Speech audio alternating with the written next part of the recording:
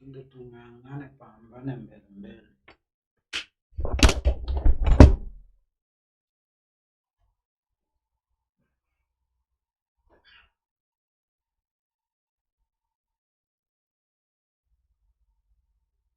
The question the Deputy President was asking, which you say you were answering, was have we solved the winner takes all the question with the expansion of the executive, the creation and position of Prime Minister and two Deputy Prime Ministers? The Deputy President saying that what was identified as a problem was the issue of winner takes all. Does this PBI report solve this problem? Yes, it does. And I don't know where people get this impression that through the Prime Minister and the deputies, then we are talking about the winner takes it all. Through that expanded executive, we are dealing with the issue of inclusion. But when we are having a leader of opposition within the House and certain positions relating to the opposition within the House, then we are not talking about the winner takes it all. Now we are having a system where you are having, like in the case of Honorable Raila Amolo Odinga in the past election, that is out of parliament and yet it commands almost half the country. Then he needs to be in the House and his voice needs to be heard in the House. That talks to the issue of the winner takes it all. Because the one that Honorable William Samoei Ruto is talking to a coalition government. And BBI is not talking about a coalition government. It is talking about inclusion. And in inclusion, we are saying that in a case where even when you win as a presidency, then you need to expand the framework of regions that are represented in the executive. So you would have a president, you would have a deputy president, you would have a prime minister, and two deputy prime ministers, and you have a cabinet that would largely have the face of Kenya. And like now where people feel, and especially because of the last campaign, that you only have to predominantly two tribes represented in the executive. So it's something close to, but not similar to what we had in 2007. Right. Opponents of this report, led by the Deputy President, especially that particular proposal, simply awarding ethnic chips. I mean, Kenya has more than 40, ethnic communities, and when 5 are represented, what happens, to the other 39 communities? But still on inclusivity, the Deputy President seems to think this report does not cater for the issues of 40% of Kenyans who live below the poverty line. Does it cater? It does. It does. First of all, again, one of the reasons that I was actually trying to address him very loudly is because in terms of talking about 40 millions when he was talking about jobs, that is a question I should be answering, I should be putting to him as the deputy president of the country. He's the one who should have provided for the 1 million wheelbarrows to Kenyans. Not me. It's not me as Mimi Odhiambo who is sitting in Bomas of Kenya. And does he, for instance, want us to provide for 1 million wheelbarrows in the BBI report? Absolutely not. Those are issues that will be addressed when he sits in cabinet as the deputy president of the Republic of Kenya, and when he sits with his with the president that they were given the leadership together with. It is not for us to be talking about that. What we are dealing about is a situation that has bedeviled as a country, that you actually have a situation which was actually created largely by him and unfortunately by the president when they pushed forward the trajectory and the agenda of two tribes. And what we are saying is expand that so that it's not about two tribes, but let people feel that you are expanding the basket. Let other people feel that they are also included. And if you're talking about, say, 5 to up to 10 tribes, in terms of inclusion, that is likely fair. You may not absolutely get it 40% unless we are talking, for instance, of 40 or 39 deputy prime ministers. In terms of reality, we cannot get everybody in, but trying to bring in as many people as possible instead of having two predominant ethnic groups. And if you are saying that there are predominantly 5 or 6 bigger ethnic groups, if they are added at that level, and then we have the other groups added at the cabinet level, and then we have others appointed at positions of PSS and other positions, I think that is fairly fair. It may not be excellent, but it's fair. Let's talk about the issue of gender parity. Proponents of the report say it will solve the issue of gender parity and inclusion, but that's been questioned. That way it proposes to have 47 women elected to the Senate. The same senators had already in the same report been downgraded for seemingly making women participation nominal as opposed to substantive. Well, unfortunately, I actually am a lawyer, so I happen to know what is in the current constitution and what is proposed in the BBI. And what I can tell you is that in the current constitution, the women in Senate have no vote. And what we are doing is giving women a vote in the Senate. How can you be saying that you are undermining the role of women when you are giving them the capability to vote? Right now, women in the Senate have no vote. Their role right now is nominal. What PPI is seeking now is to give more than a nominal role to the women in Senate. What I was hoping William Samoei, our Deputy President William Samoei Ruto, had spoken to is the issue that he's actually the one who created because I was sitting with him in the same committee in Naivasha, and he's the one who removed the women's representation in Naivasha. So what he should have said, if he was being magnanimous, is that I removed the women representation in National Assembly, and I suggest that that should be beefed up to be a bigger number. What Honorable Charity Ngilu spoke to, and the Deputy President did not speak to that. What he was doing is basically launching his law campaign, and it is not launched based on the BBI report. It is launched on a basis on hoping to test waters for 2022. That's what his agenda is. There's been questions, and finally, as whether this is an honest discussion and a question of inclusivity in the country, given that the allies of the Deputy President say they were not invited to the unveiling of this report yesterday. They were invited. I happen to know that as a member of parliament, and as a matter of fact, Honorable Moses Kuria was sitting right in front of me. I saw Honorable Sophia Abdinur, who was inside there. Honorable Dr. Nomi Shaban was inside there.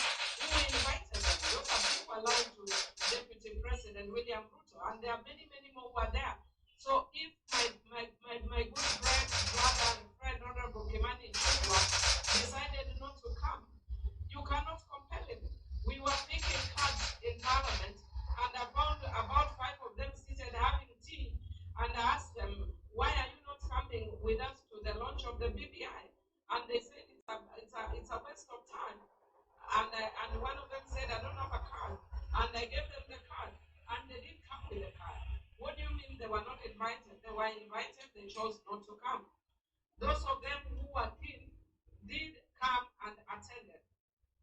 All right, many thanks. That is Lily Obiambo. She's a Sudan North Member of Parliament, giving us her views there on the BBI report formally unveiled yesterday. The Law Society of Kenya President Nelson Havi has echoed the Deputy President's criticism of having the President appointed judiciary ombudsman. Let's listen in. The Constitution envisaged a judiciary that was independent but accountable. Independent in the sense that it will not be subject to the machinations of the legislature and the executive. And we've seen in the recent past deliberate attempts by the executive to get into the space of the judiciary, to limit it, to curtail the transfer of funds that are intended to sustain the judicial fund, to develop courtrooms, to employ judges and magistrates and other judicial staff.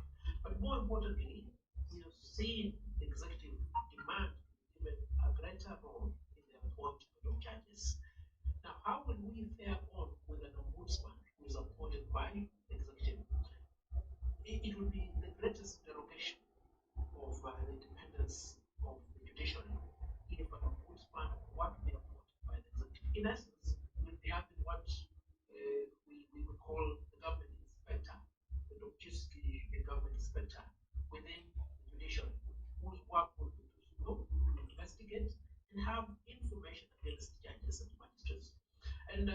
you've seen how this information is always accumulated.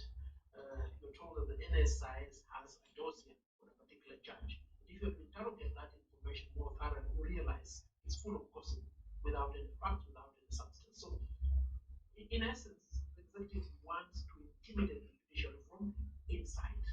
And when that is done, the independence of the judiciary that we have fought so hard for the last few years will have completely been lost. And on that point, I think I stand on a good footing, if I were to say, with the Law Society of Kenya and the legal fraternity. And I dare say, members of the public in Kenya will not permit any amendment in the Constitution, the effect of which is to entrench a spy for the state within the judiciary. It should not happen. The leader of majority in the National Assembly, Amos Kimunya, this morning defended the proposal to introduce a judiciary ombudsman appointed by the president. He spoke to my colleague Michael Gitonga on Morning Express. Let's take a look. Let's start with who appoints the Chief Justice? The President. The President. Does that weaken the judiciary? No? I mean, these are some of the things that the President appoints the commissioners, appoints the Chief Justice, but he's doing it at that point as in his capacity as the head of state. But now with the ombudsman, the cabinet of the ombudsman becomes different because the ombudsman is there to somewhat oversight to check on the excesses of the judiciary. Yeah. Now, can the Chief Justice appoint an ombudsman to check on the excesses of his office? It must be done by somebody else. And that person must be the person who does it on behalf of the people of Kenya. And that cannot be the president acting as head of state, who then picks an ombudsman for the judiciary. If need be, puts an ombudsman for parliament or even for the commission. Because people need to know, if I don't get justice in a certain app of ground, where do I go to? Obviously, we already have the office of the ombudsman, the Commission on Administration of Justice, right? But is that the commission the right one for people to seek justice when they're not getting into the judiciary? And I think the people of Kenya say, let's not overburden that one. Let's that one sort of people getting injustice who are failing to get justice within the administration, within the government sector, the executive sector. And let's have a similar thing for the judiciary. Yeah. But in terms of the person appointing, that ombudsman must be appointed by someone. It cannot be Chief Justice. What about the concern of some that he will be serving at the pleasure of the president, and that right there is an interference or compromises the independence of the judiciary? It's actually, the president will nominate, and the person will be approved by parliament, which is exactly what all the offices, including the office general, they have, president nominates, it's approved by parliament. I mean, we are not creating any office in a manner that is inconsistent with the current offices. So, but you can stretch, like I said, people could call Tuesday the day before Wednesday, or the day after Monday, because they don't want to accept that it's called Tuesday. Let's now talk to Kakai Kissinger, who once acted as the chief registrar of the judiciary, is an advocate and participated in the BBI report. Kissinger, many thanks for your time. So this report proposes the introduction of a judiciary ombudsman appointed by the president to sit as a member of the Judicial Service Commission responsible for handling complaints on the judicial process from members of the public. Quite a contentious proposal there. What are your thoughts on this? Thank you very much for inviting me, and thank you very much for having this kind of conversation, especially matters touching on the judiciary, an institution where I practice the law, and an institution where I worked before. And I think one of the biggest problems we are having, including yourself, is not understanding what that section is talking about. That section is not talking about appointment by the president. That section is talking about nomination of an ombudsman by the president. Appointment and nomination are two different things. So everybody seems to be thinking that the ombudsman is being appointed by the president. No. The section talks about the ombudsman being nominated by the president, and once nominated by the president is then subjected to the National Assembly, and after that, appointment will be done. So there's a process of checks and balances. Now, coming to that, you look at the institution of the judiciary, you look at the institution of the executive, and you look at the institution of the legislature. These are the three arms of government. This question we are talking about is a question of checks and balances. Now, you must start asking yourself, what are the checks and balances in the Constitution and the proposed BBI, for example, for the executive?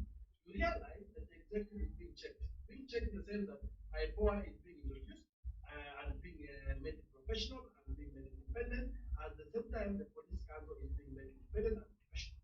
When you come to the question of the legislature, you have to ask yourself, are there checks and balances in the legislature? The answer is yes. The 2010 Constitution provides for checks and balances in the legislature by way of recall clause.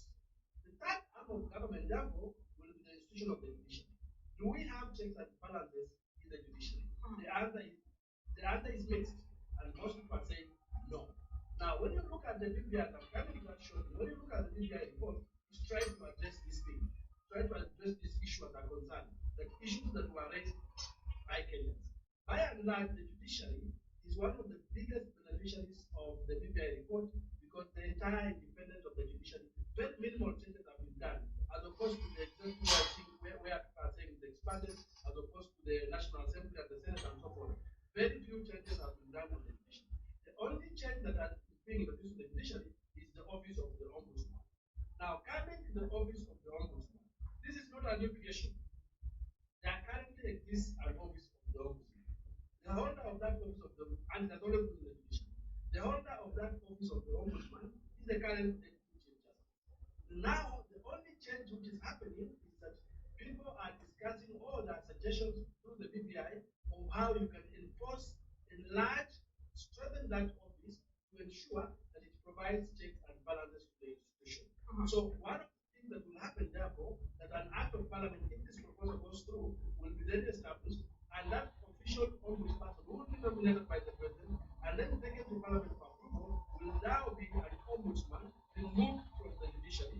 Therefore, it's making the office of the current ombudsman, the DCJ, to actually now no longer be functional.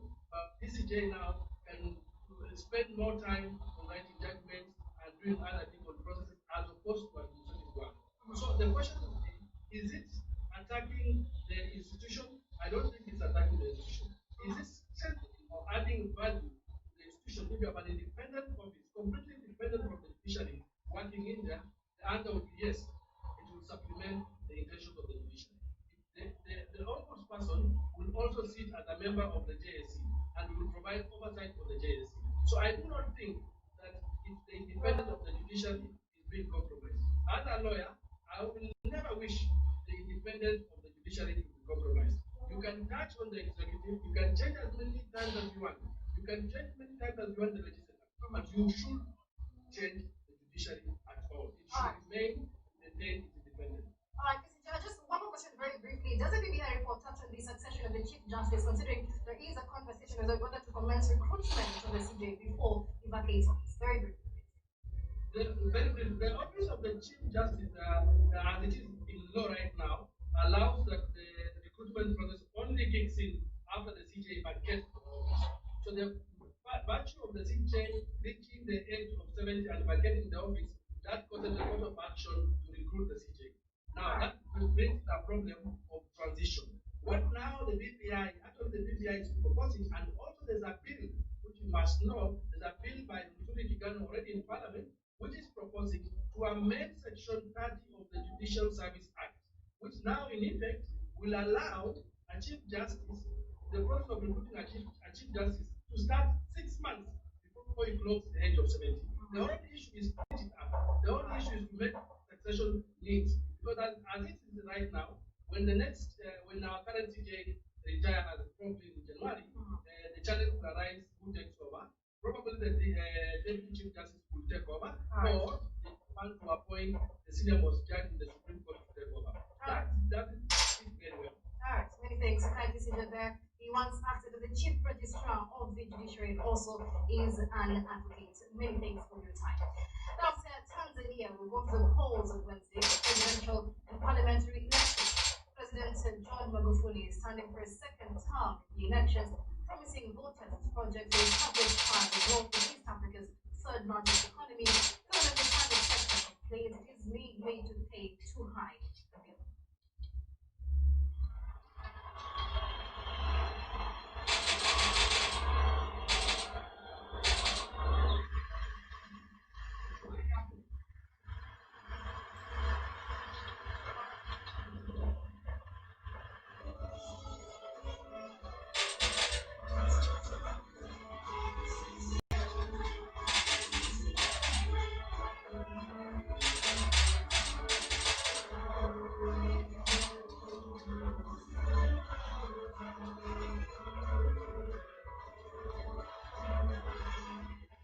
Uchaguzi huu unatoa fursa kwetu wa Tanzania kuchagua viongozi watakaoendelea kusimamia umoja na mshikamano wa Watanzania kama ulivyoachwa na baba wa taifa marehemu Mwalimu Julius Kambarage Nyerere.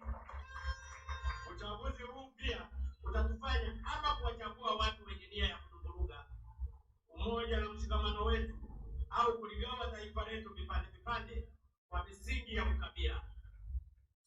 That's what we had prepared for you at News Desk this afternoon. Many thanks for watching. My name is Michelle Ngele Hobiambo. Do stay tuned. Bottom on Africa is up next at the top of the hour.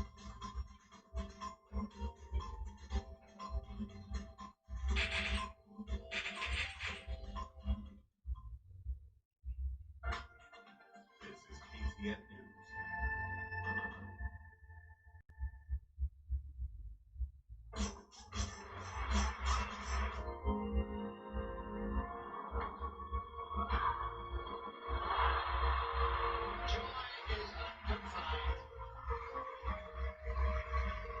I've been working so hard.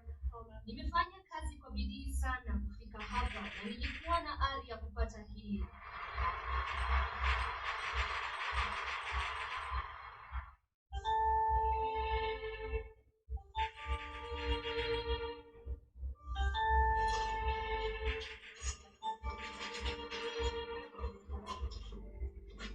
Walipokuwa wasichana wadogo, Venus ndiye alikuwa wa kwanza kufanya kila jambo. Si unajua tena kina dada wakubwa huwa viongozi. Naye V alikuwa ngome iliyomlinda mwenzake Serena Williams. V, she was my guiding light.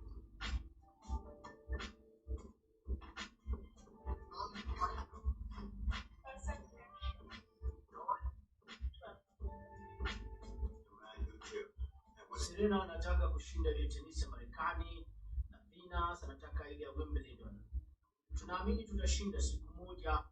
Hatutashinda kwa ajili yetu tu, lakini tutashinda kwa ajili ya nchi yetu ya USA kwa sababu ndio fahari yetu. Thank you.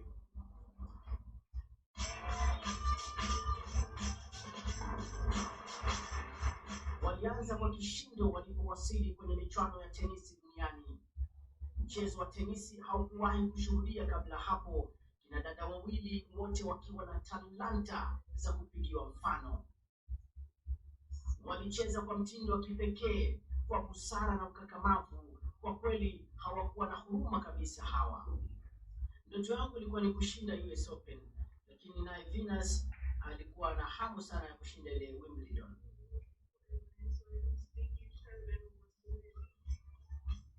Mwaka 1997 Venus alibanduliwa katika raundi ya kwanza. Mwaka uliofuatia wa 1998 Venus Williams alichabangwa na Novotna katika robo finali.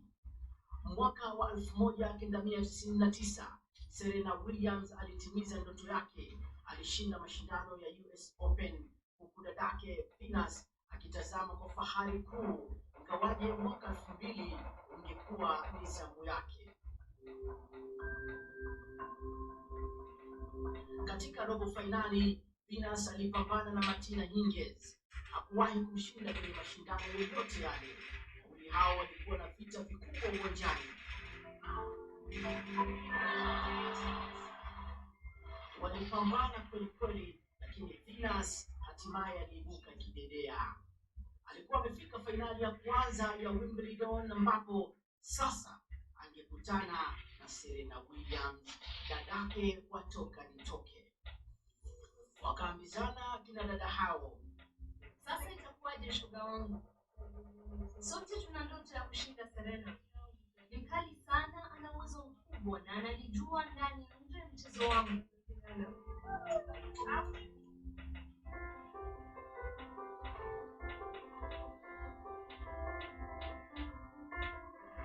Ilikuwa mara ya kwanza kwa binti hawa wawili kumenyana kwenye nusu fainali ya michuano ya tenisi.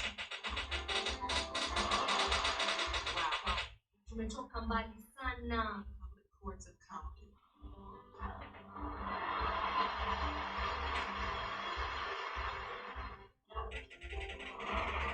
Ila siku hiyo Venus alimtandika Serena Williams dadake na akaendelea kupaa kwenye ulingo wa tenisi duniani na kwenda kuandika historia.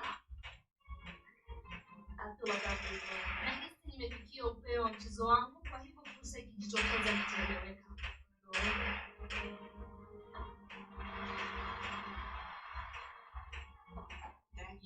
Mwaka huo Venus alikuwa mtu mweusi wa kwanza kushinda michuano ya tenisi ya kina dada tangu Apoya Gibson mwaka ule 1958. Mauka hayo alikuwa mchezaji wa kwanza mweusi kushinda tangu Arthur Ashe mwaka 1975. You know, it's strange because when I go to bed at night, when I Sijui nahisi vipi jamani, nikilala nikiamka naona kama ni jinamizi vile, lakini sasa nimeamka na nimegundua ni kweli, na sasa nataka kuendelea kwa sababu lazima umalize kazi kabla kuvalishwa taji. Ilikuwa ni rasmi, Venus Williams ndiye bingwa wa tenisi duniani kwa kina dada. In a time when we need to make all the smart business choices and stay afloat, reaching out to your client base and business connects with bulk SMSs will help you do just that.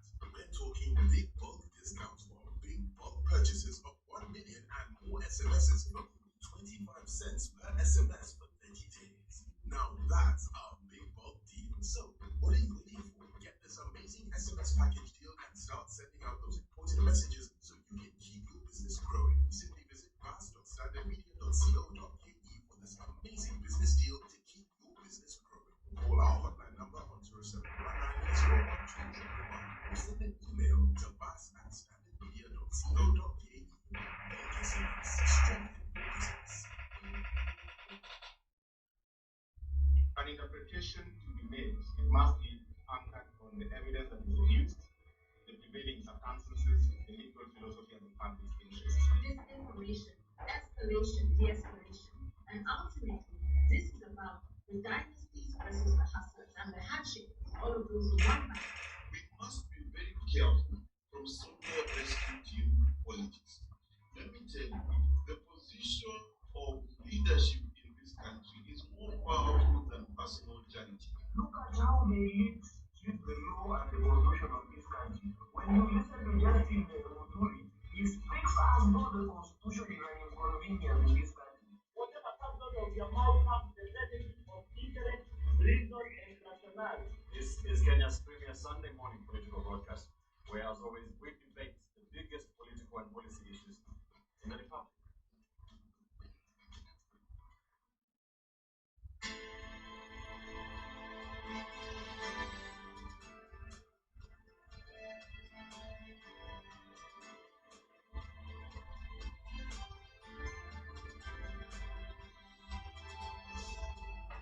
KTN News. Get the whole story.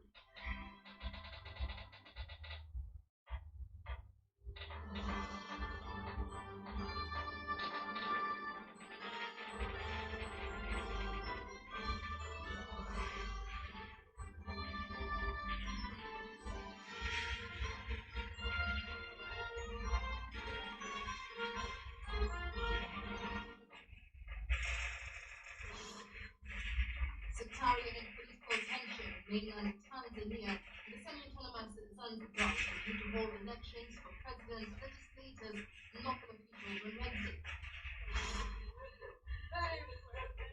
Gunmen opened fire, killing at least 7 children from the stormed school in Cameroon's Anglophone southwest region, which the government has blamed on English-speaking separatist militants. still deeply embedded in South Africa, nearly 30 years of the white minority rule ended in the conversations towards reconciliation. And after clinching the top scorer award in the Women's Chinese Super League, Zambian footballer Barbara Banda is inspiring girls at home to follow in her footsteps.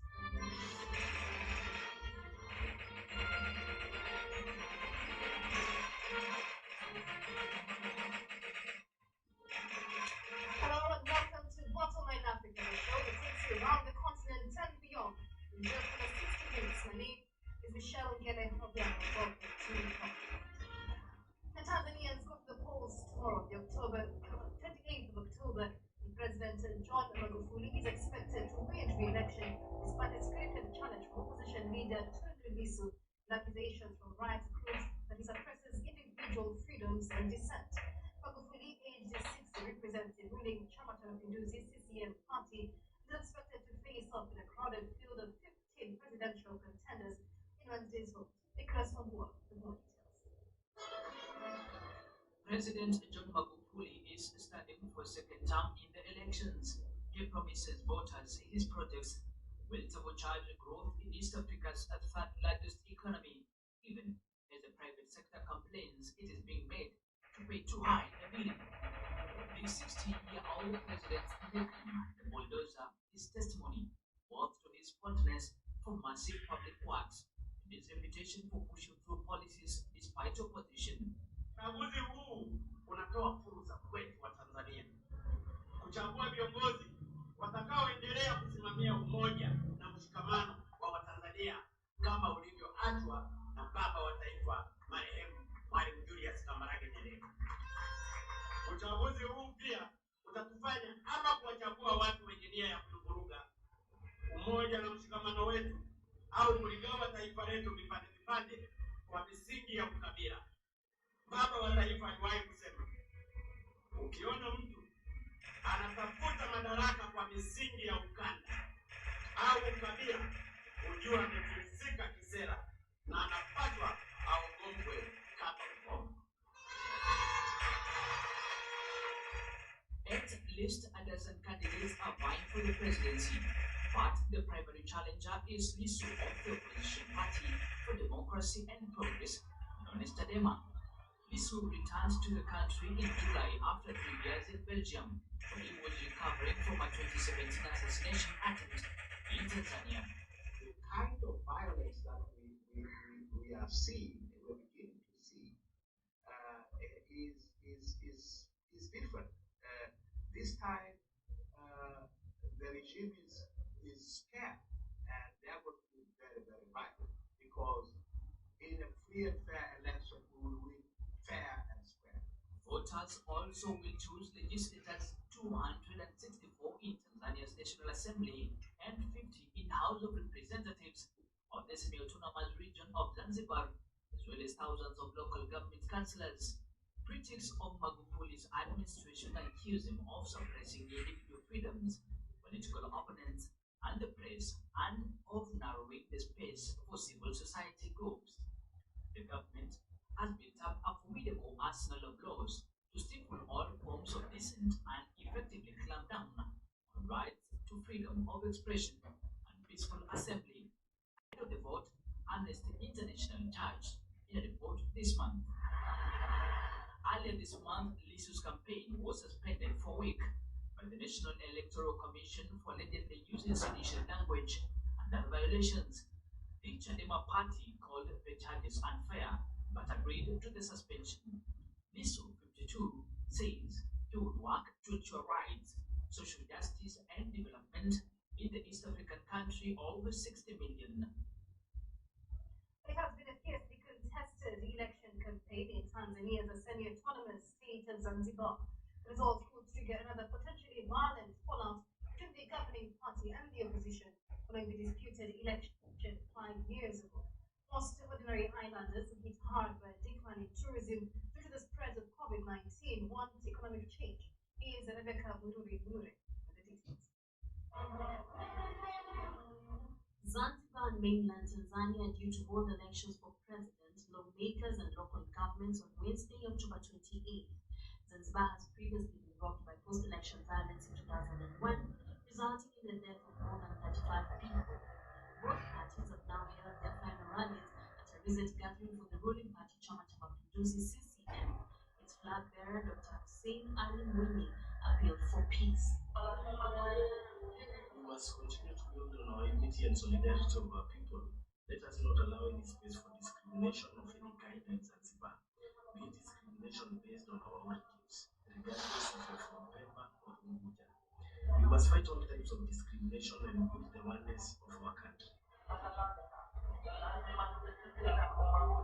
An opposition Wazalendo Party campaign manager said on Sunday, October 25th, that he had been seized and threatened by armed men, while a parliamentary candidate was still missing. Opposition parties have said in the lead up to the election, their candidates' campaigns have been disrupted on several occasions, while dozens of parliamentary candidates were disqualified.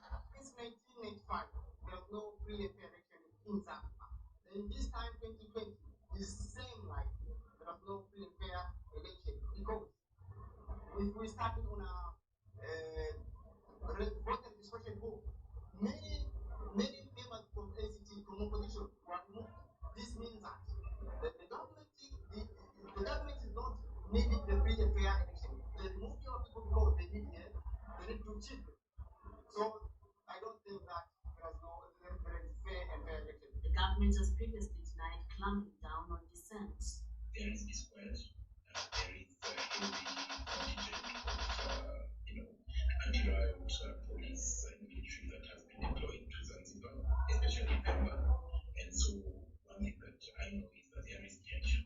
So I hope that things go well. But from the look of things is that there is tension that is building up. The volatile poll is being held against the backdrop of economic strain caused by the pandemic. In 2018, the government reported that tourism accounted for 27% of GDP, 80% of foreign revenue, provided the highest private sector employment with 72,000 jobs. The Indian Ocean archipelago's private and informal sector will bring visitors back to the empty streets of places like Stone Town, a UNESCO World Heritage Site. The aircraft is open. We welcome people to come and visiting because we get some benefit from them. And our business depends on the tourism industry, so we're glad that after election, if they are not fighting, we'll be happy that we have some tourists to continue our business in. Zanzibar formed a union with mainland Tanzania in 1964. Rebecca Mulure, KTN News. Well, are receiving reports from the main opposition party in Zanzibar that its presidential flag bearer has been arrested. The party Wazalendo says Mali Saif Sharif was arrested this morning as the semi-autonomous island began early voting in the general elections. It said that the candidate was arrested while trying to cast his vote. Early voting is designated for officials from the Zanzibar Electoral Commission, returning officers, and security personnel. Saif has been opposed to the amendment introduced early voting, saying it would give room to rigging and mob practices, allegations that are strongly denied by the Electoral Commission. The island has a history of contested polls. The opposition is claiming 3 people were killed, several others injured. The police used a knife to first members of the party.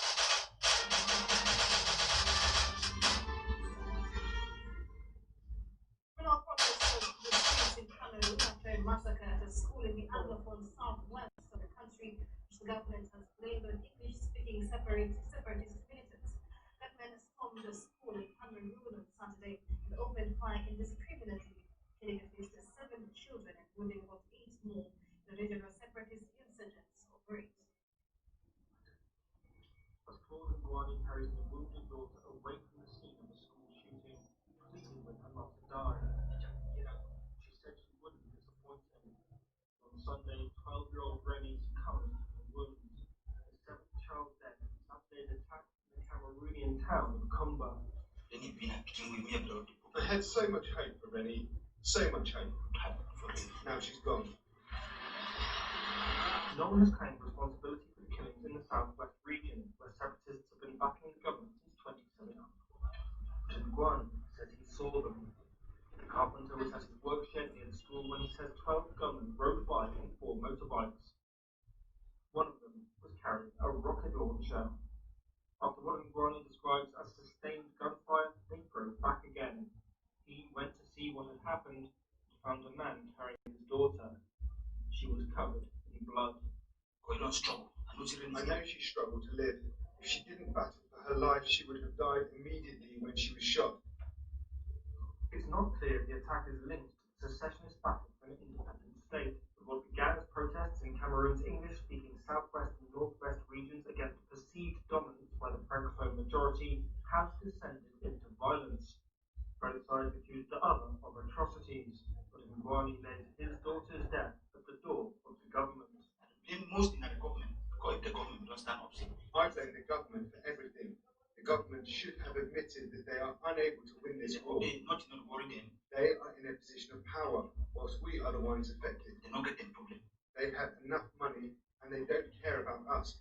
We are the ones who are suffering. On Sunday, the people of Kumba came out to show their anger, the latest town in mourning after 3 years of festering violence. It shut schools, displaced more than 500,000 people, and claimed over 3,000 lives. A former Anglican priest, Wabel Ramlakawan, has won the Seychelles presidential election, defeating President Danny Fowler, whose party has been in power since 1977. David Dole reports. The Seychelles has elected an opposition politician as president for the first time in 43 years, authorities announced on Sunday. After 3 decades of unsuccessful runs at the presidency, former Anglican priest Wabel Ramkalawan defeated President Danny Fowler with 54.9% of the vote against 43.5%. Ramkalawan promised to continue working with Fowler in a good-natured transfer of power, compared to the African mainland where some rulers are eliminating term limits and cracking down on political opposition. Fowler's United Seychelles party had been in power since 1977, but this was the first time he faced voters himself. He was vice president when his predecessor resigned in 2016. The new president has vowed to raise the minimum wage in a tourism-dependent country that has taken a hammering amid global lockdowns and travel restrictions. The Seychelles economy is expected to contract by 13.8% this year, according to the International Monetary Fund. Mali's interim prime minister has said he is open to talk with Al-Qaeda-linked militants, but the foreign minister of former colonial power France has indicated his position. Angela Okomadu with more details. Mali's interim prime minister said on Monday that he is open to talks with Islamist militants whose insurgency has made large swaths of the country ungovernable. But that puts him at odds with former colonial power France. During a 2-day visit from French Foreign Minister Jean-Yves Le Drian, Prime Minister Mokhtar Owan has this to say. On this question, it is useful to repeat the conclusions of the National Inclusive Dialogue that took place here at home, and which clearly indicated the need to offer dialogue with these armed groups. It's a position that was adopted by ousted President Ibrahim Boubacar Keïta earlier this year, and was then endorsed in the national talks in the aftermath of an August coup that removed Keïta from power. But on Monday, Le Drian indicated his opposition and quoted from a declaration by the Secretary General of the United Nations. Il faut une vision globale sur le Sahel. There will be groups that can be able to talk and do have an interest in engaging in this dialogue and want to become the political actors of the future. Pour devenir des acteurs politiques dans le futur. But there remain those whose terrorist radicalism is such that we will have nothing to do with them. Il n'y a rien à faire avec eux. Le Drian also noted that the Al-Qaeda-linked militants had not signed a 2015 peace deal considered a framework for restoring peace to northern Mali. France, shaken by the recent beheading of a teacher by an Islamist militant, has 5,000 troops in Mali and neighboring countries in West Africa's Sahel, after first intervening in 2013. But the jihadists have grown stronger in recent years, stepping into vacuums left by weakened state authorities. Also, the West African nation of Guinea is bracing for more post-election unrest. So the Electoral Commission Thursday declared that preliminary results showing President Alpha Conde was re-elected for a third term. As Marco Simonsele reports from Conakry. Guinea's President Alpha Conde has won a controversial third term with 59.49% of the vote, the National Independent Electoral Commission officially declared on Saturday. Even before the results were announced, though, opposition leader Cellou Dalein Diallo alleged fraud and declared himself the winner, prompting street protests by supporters of his Union of Democratic Forces of Guinea and clashes with security forces that left at least 10 dead. Opposition activists such as Mamadou Biloba say they will keep protesting on this re-election. We are mentally ready because we understood we are facing a dictator. So psychologically, we're ready. Ready to what? To be arrested, to experience violence, to be killed. If you are ready to face all of this, you are not scared about it. Our life is not more valuable than those who have already died. Conde's supporters say the third term was legally allowed by a March constitutional referendum. However, authorities have locked up referendum critics, such as Umar Silla of the National Front for the Defense of the Constitution, or FNDC. He spoke by phone from prison. I'm in prison simply because I went against the decision of President Conde to run for a third mandate, which our constitution forbids.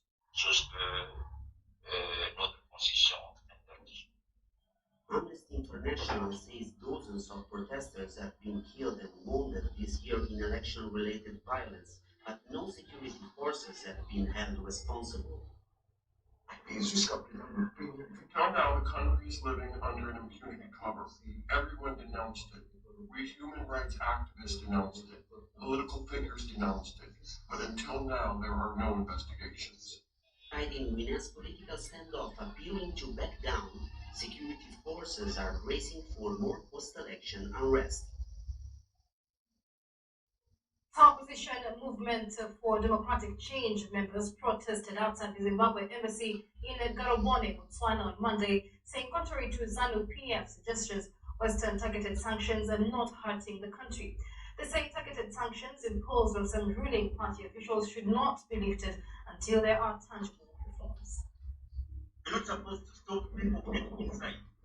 I want to assure you those are not Zimbabweans. They are Namibians, but partners who are paid to do that. It's a state-managed thing. As Zimbabweans, we are against this government. This is something of government. It's a sanction on its own. They are looting state funds, corruptions, and now one is going is incarcerated. Anyone who reveals that one is incarcerated, but those are the sanctions which we are talking about. We are neglected. We are kept away from the gate. We can't get inside. It's about the Zambia thing, their project that they are working on. So they want the money to chip in. When it chips in, they squat it again. We are saying this sanction won't affect Zimbabwe as a nation. It's affecting them individually. So we are here to listen to what they're saying, and the change that are meaning is a project for their own. There's nothing like sanctions that means currently. We are saying for them, for the sanctions to be removed, even if they are there.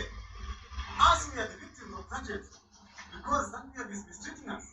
They are killing civilians. They are abducting civilians. So the actual victim here are the citizens of Zimbabwe, not the government of Zimbabwe. How can they claim sanction when they are building mansions? We see every day their children, they display expensive vehicles, Lamborghinis, Ferraris. Basically, we are crying for corruption. These people, they are very, very corruptive. And we are not even in supporting state brutality. Every day, people are being brutalized. Every day, people are being taken and killing again in Zimbabwe. Human rights, they are not even respecting human rights in Zimbabwe. As for Zimbabwe authorities are hailing a sustainable farming technique called Pubg as a breakthrough to help the country's long-standing food security. But as the Columbus November report from Harare, some critics point to its limits.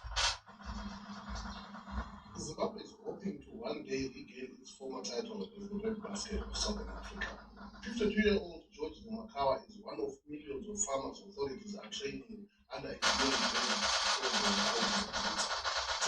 which means early shoots in Shona is a method of conservation agriculture that focuses on small plots, retains water longer, and is more efficient than large-scale plowing.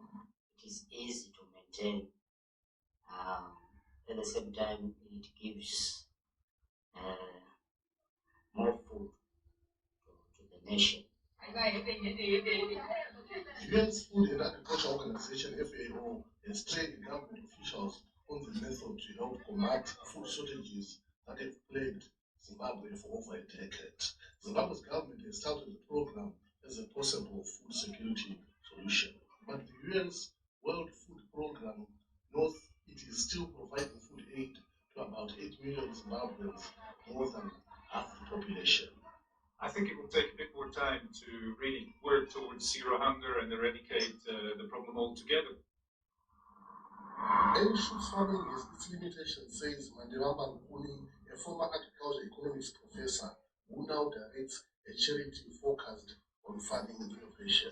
The main one is it's very labor intensive, and Zimbabwe, like most other countries, labor is becoming more and more scarce, especially in rural areas. People are moving to urban areas. Farmers like Nyamakawa say are willing to do the extra work if the yields are higher and if they can count on authorities for support. 3 decades after the fall of apartheid, the mother of a white farm manager has laid bare racial frictions that persist in South Africa, weighed down with the triple challenges of rampant crime.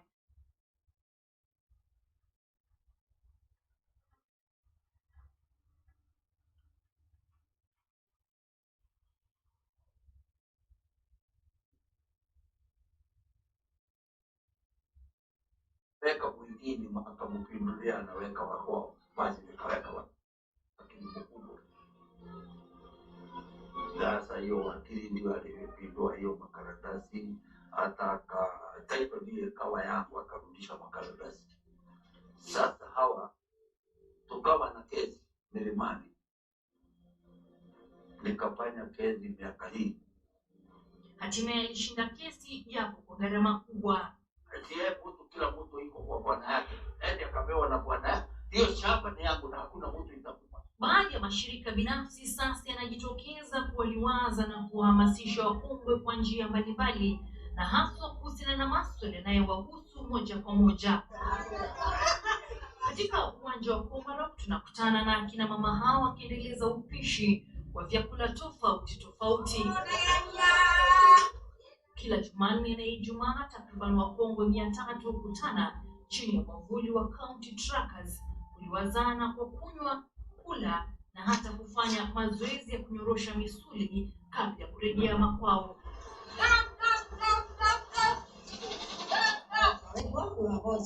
Wako na sukari, pesa, kansa, wako na magonjwa tofauti.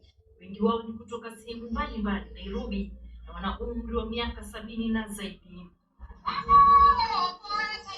Wahisani wa mradi huu hata hivyo wanalalamikia ukosefu wa mikakati kabambe kuyakimu mahitaji ya wakongwe nchini. Tunasanga tukiwa watu 9, kila mtu anatoa, tunafanya budget kama ni 45,000 tunakawanga, kukosa ingine tunakosa. Sasa ile tunakosa tunaita MCA. Shirika la kijamii la Compassionate Hearts lenye zaidi ya wanachama 70,000 kote nchini, hata hivyo linalenga kuwawezesha wakongwe na kuwapa maisha kawaida. Mkurugenzi mkuu wa shirika hilo Ruth Wanza anasema japo ufadhili wa kufikia idadi kubwa ya wakongwe ungali changamoto, wanazingatia nguzo 5 muhimu katika maisha ya wakongwe. Ya kwanza ni ile matibabu, ya pili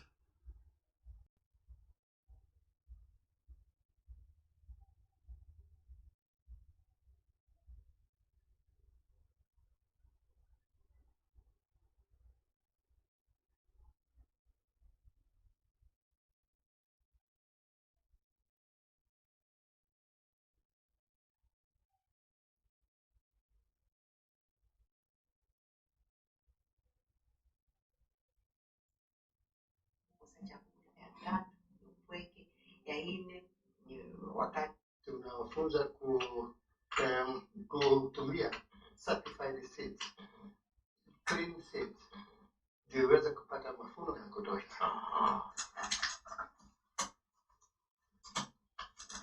It's a good model where farmers are actually benefiting by getting the agronomic practices, and also a bit of seed.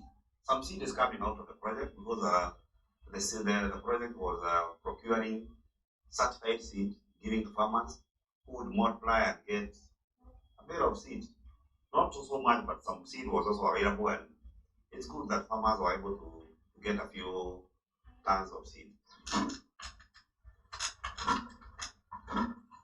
Na hizi certified seeds labda mkishazipata mnajitayarisha vipi na kilimo? Unawasaidia vipi kujitayarisha? Unafanya jambo moja, kutayarisha shamba, tena kupanga vilivyo viazi vile vinaweza kulimwa, spacing ya rows, spacing ya potato kutoka potato mpaka potato, dressing ya fertilizer, molding.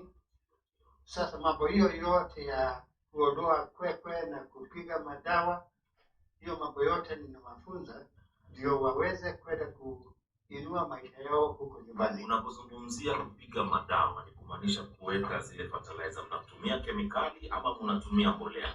Tunatumia mbolea. Kuna sehemu ambao tumefanya utafiti, tunatumia mbolea isiyo na fertilizer, tunatumia ingine na fertilizer kutoka fertilizer ya kupanda na top dressing, ndio tuweze kufananisha mapato itakuwa vipi. Viazi huwa tunapanda kutoka line hadi ingine vipimo vya 75, na kutoka viazi mpaka viazi zingine kingine tunaweka 30 cm. So hiyo plot ya kwanza ya 5 by 5 meters, hiyo ndio tunaweka fertilizer na tunaweka hiyo matuta. Ya pili tunaweka tu laini, tunafunika viazi, matuta tutaweka baadaye. Ya mwisho tunapanda na samadi peke yake bila kuweka hii fertilizer ya madini, yani fertilizer tunaweka tu samadi peke yake. Sasa tunagoja mpaka vinamea, zikishamea tunaendelea na hiyo hali tukifuatilia kila wiki mbili tunakuja, wakulima wanafuzwa mpaka wakati wa kuvuna, kama sasa vile tumekuwa tukifanya leo. For the last 2.5 years we've been implementing farmers field and business school model of training farmers. And it's a good model where farmers are able to grasp their agronomic part, and also a marketing bit. There's a marketing issue at the end of the value chain, where when you train your farmers, what else do they do? You go to think of the marketing part. So we're also addressing that through the EGA project. Unaona umetoa hivi viazi. Na kwenye hivi viazi, hivi tunaweza pata soko. Hivi viazi vidogo hivi mzee wangu mnavipeleka wapi kama hivi? Hizi viazi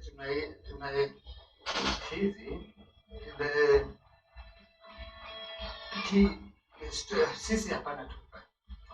Sababu kuna mifugo tunayo inakuliwa na. Na inaweza kuwa mbegu. Sio sana, ijapokuwa kama hii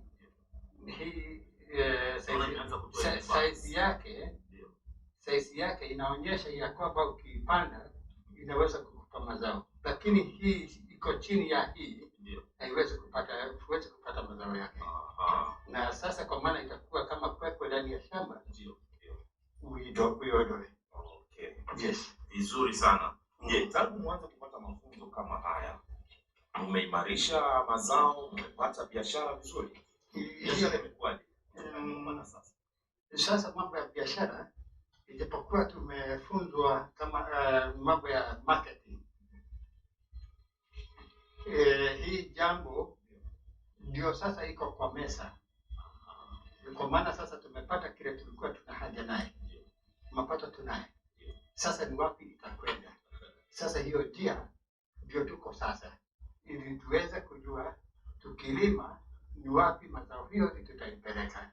If the government gives us the right guidelines and we implement the 50 kg rule on potato marketing, That will really give farmers what they want. Because the problem is, the farmer is producing his produce, but he's not getting the money for his money. Katika baadhi ya mashamba tumezunguka, tumeona kina mama wengi wanaingia kwenye shamba wanalima, lakini kuna tofauti siku hizi.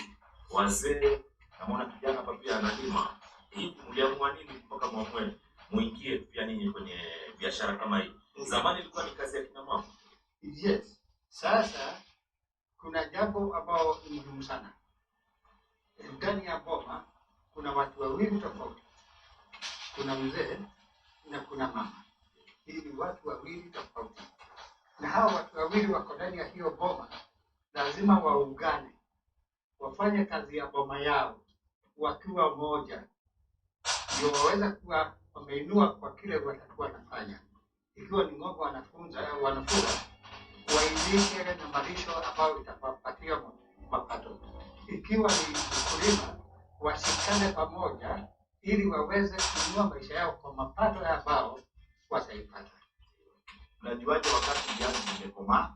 Zikishakausha maua yake ikishanyauka, tunangoja kama wiki mbili, zinaanza kuwa na hii rangi ya majano. Hiyo inatuelezea ya kwamba viazi sasa tayari ziko tayari. Tunakuja tunakata hiyo majani yake ili tufanye kitu tunaita hardening.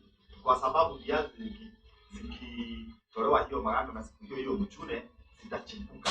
Tukichipuka tukienda kuweka katika store ili tupeleke sokoni, hiyo uchimbuko itaharibu soko na pia rangi yake haitakuwa nzuri. Na unajua hivyo tunafanya ni biashara. Tunataka kile kitu tunapeleka sokoni kinamvutia yule mnunuzi. Kwa hivyo ndio tunaifanya hiyo hardening tunaifanya for 2 weeks, halafu sasa tunakuja tunaanza kuchipua. Tunaanza kuvuna. Initially, the male felt that the farming is for women. They are the ones who are supposed to, maybe who have the capability of bending, who has the capability of doing the weeding. But after the training, they have seen the essence of themselves engaging in the farming activity. Tumepata kwamba ploti ya mita 5 kwa mita 5 kuna ile inatoa mazao hadi kilo 120. Mkulima wa kawaida ambaye hana ujuzi ama hajafunzwa sana kwa hiyo ploti ya 5 by 5 meters anaweza tu toa pengine kilo 10 ama kilo 15.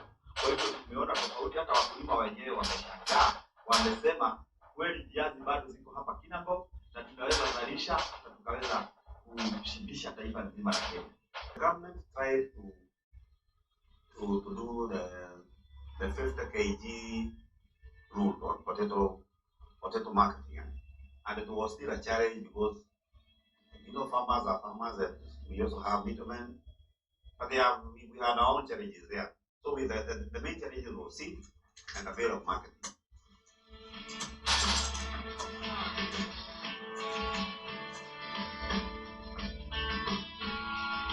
Asante sana. Ni mzee Peter huyu ambaye amejitolea kuwa mkufunzi wa wakulima ambao unawaona. Haya ni baadhi ya mazao mtazamaji ambao yameweza kutoka katika shamba hili dogo ambalo ndo limefanyiwa kama mfano, lakini ukiangalia ni mazao ambayo yana rutuba.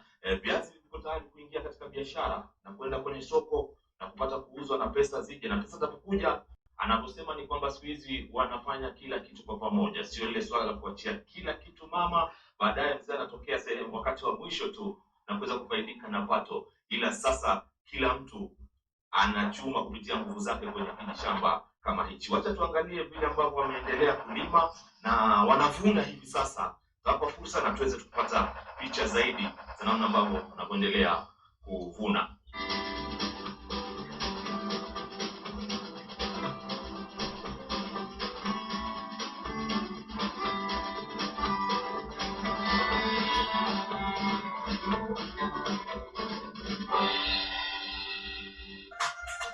This is PTN News.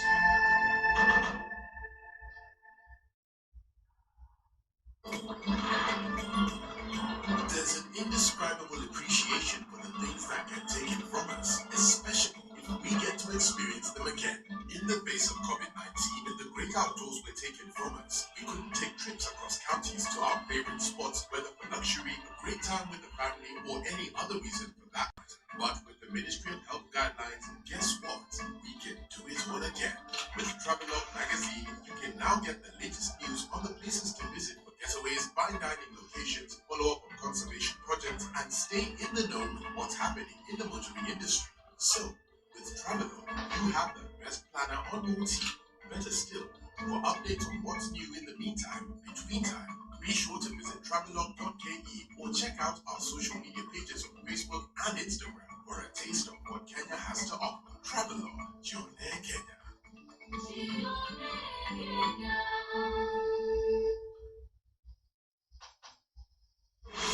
Kesho ni siku ya Watanzania kuamua nani kuwa rais wao kati ya John Pombe Magufuli wa CCM na Tundu Lissu wa Chadema. For the first time, there is an acknowledgement that we need what is called generational diversity. Baada ya uzinduzi wa ripoti ya BBI, viongozi vijana wasema yapo matumaini kwa mustakabali wao. Effective Tuesday, sisi wote tutakuwa tunabeba 100% full capacity. Wamiliki matatu sasa washinikiza kulegezwa masharti ili wajaze abiria pomoni. Na msichana mmoja amekamatwa baada ya kupatikana akiishi na maiti ya mwanaume anayedaiwa kuwa mpenziwe eneo la Kipenyo Uasin Gishu.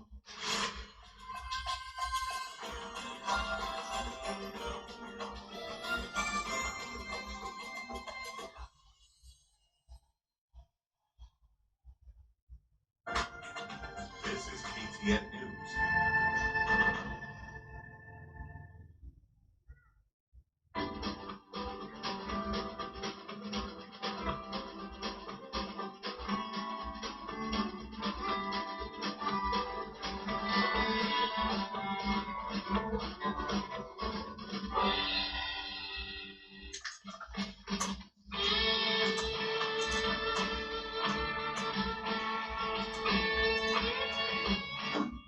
Bringing men on board is quite a challenge. But with the training, we are hoping things will have changed. Having been trained on the changing laws, men engaging in the activities that were initially for women, I want to see men involved in all the activities that women are doing. Upande wa uchumi wenu kama nyumbani umeimarika zaidi tangu mzee aingie, pesa unapata vizuri na hamupigani hiyo pesa? Kwa kweli kuna furaha kwa nyumba. Kuna mabadiliko mengi sana juu. Zamani nilikuwa tunajihusisha na kwenda kwa shopping, alafu naleta kile tunakula tu na yeye, lakini yeye hakuwa anaona kama kuna ubaya. Lakini sasa anaona ni vibaya mimi niende nifanye shopping na yeye hajafanya kazi na akule. Kwa hivyo tunaona mapato yameingia vizuri kwa nyumba. Tuko na kila kitu kwa nyumba. Tunafurahia sana.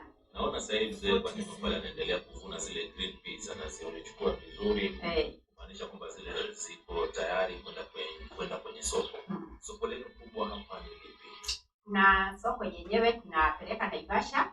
Huko kuna soko kubwa au yenye iko karibu.